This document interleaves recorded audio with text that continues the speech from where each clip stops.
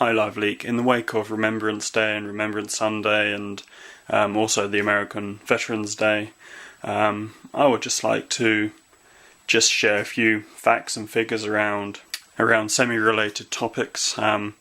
Originally, some of these items were going to go in my Remembrance Day video, but for both reasons of length and because also I really wanted that video to be about the people and not other facts, I thought I'd just make a separate video and just say a few different things here.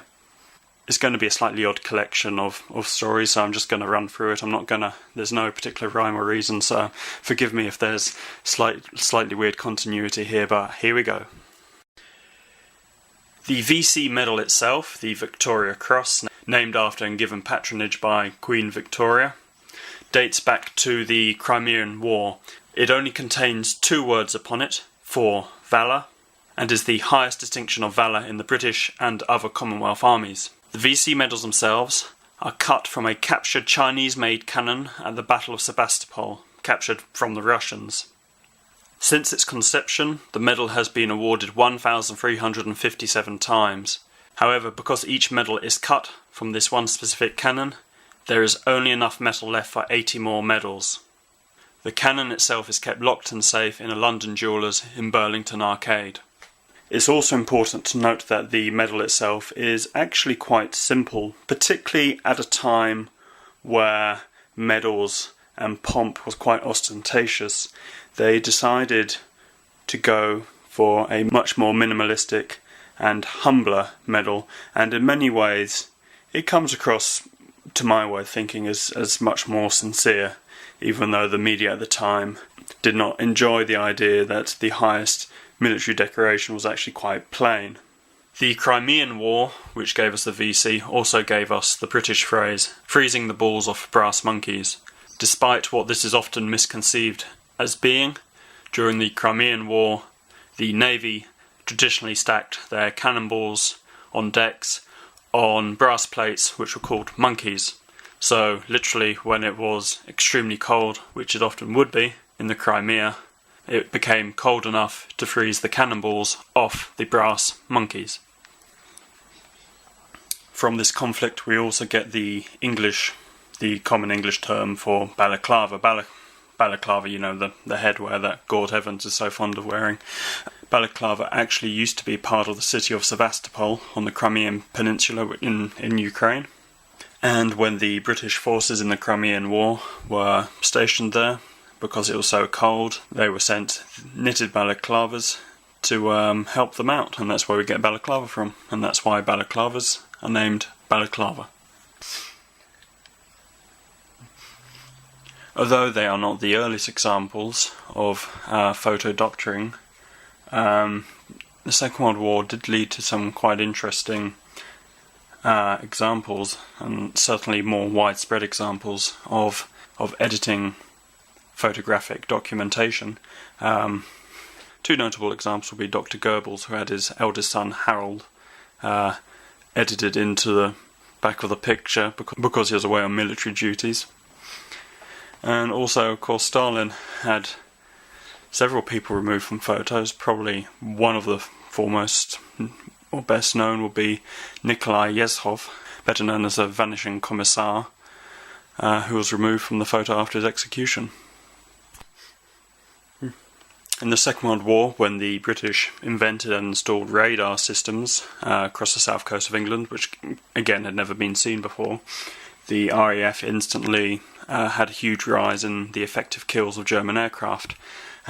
So one of the ways they tried to explain this away, without revealing advances in military technology, was that the pilots had increased night vision, and the way they had increased night vision was that they ate carrots.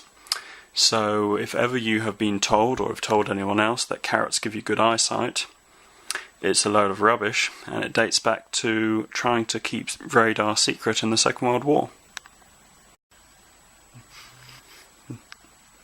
If you've ever wondered why the British armoured vehicle, or, well, I should say in English we call an armoured vehicle a tank, it dates back to the First World War, when They were first invented by the British, and they were moved out with the troops, who, again, this was top secret.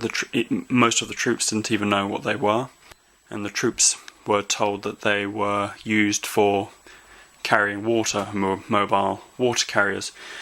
When the plan was initially taken to Winston Churchill, who was then First Lord of the Admiralty, it was discussed with him that these new weapons would just simply be called water containers in the trenches. At which point Churchill burst into laughter and said, if you call them water containers, they will be shortened to WCs, which is an acronym for toilet. So he said, just call them mobile water tanks instead. And the rest is history. This was a topic I was going to discuss in another video, but I'll quickly discuss it now. The English V sign, which is an offensive sign, pretty much the same as giving someone the finger, not to be confused with the Churchillian V for victory, which, if you look carefully, the hand is the other way around for that one. That's a different sign. The V sign, that actually dates back to the Battle of Agincourt, or at least the 100 Years' War. And the reason for this is that when the English were fighting the French, if you were an archer, and the English archers were a really formidable unit at the time, if they were captured by the French and ransomed and all the rest of it and were released, because the French didn't want them coming back and fighting them, they would cut off their first two fingers, which were obviously the two fingers you'd use for a bow. So at the Battle of Agincourt, where the English were squaring off against the French, all the archers in a row raised up their first two fingers into the air to show the French that they had not had their fingers cut off and they were good to shoot bows, and they would promptly be trying their best to kill them. And that's where the English get the V symbol from.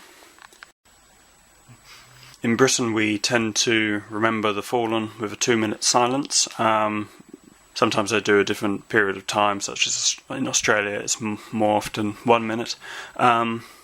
The idea for the 2-minute silence is said to have originated with Edward George Honey, who was a journalist from Melbourne, who was living in London, and he wrote a letter in 1919 to the London Evening News, which he appealed for 5-minute silence to honour the sacrifice of those who had died during the war.